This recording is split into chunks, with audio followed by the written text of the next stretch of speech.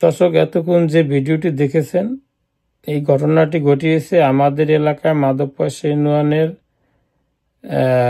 মাধবপয়সা বাজারের একদম কাছাকাছি এখানে ঘটনাটি ঘটিয়েছে। তো এই মুরব্বীদের বাসায় গত রাত্রে চোর উঠেছে। এই চোরেরা যখন মালামাল নিয়ে যেতেছিল, এরা এক পর্যায়ে এদের ঘুম ভেঙে যায়। তো যখন এরা আলাপ পেয়ে যায়, তখন এই চোরেরা মালামাল নিয়ে পালানোর সময় এই পরিবারের সবাইকে, 5 জন লোক ছিল পুরুষ মহিলা মিলে, 5 জনকে এরা জখম করে। এরা সবাই হসপিটালে আছে। তো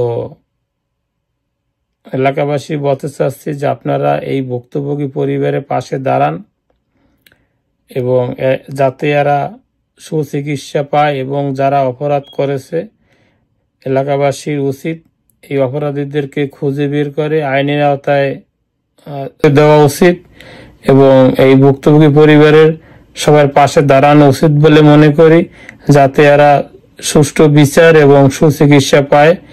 আর সবাইকে সতর্ক থাকার জন্য আমি অনুরোধ জানাচ্ছি যে এই ধরনের ঘটনা প্রায় ঘটে।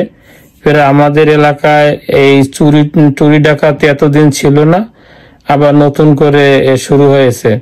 তো পুলিশ প্রশাসনকে বলতে চাচ্ছি যে ভাই, আপনারা আরো রাত্রবেলা টহল বাড়িয়ে দিন, যাতে এলাকায় এই চুরি ডাকাতি রাহাজানি না হয় এবং না। তো যাই হোক, সবাই ভালো থাকবেন। বলতে ক্ষমা সুন্দর দৃষ্টি দেখবেন। আল্লাহ হাফেজ।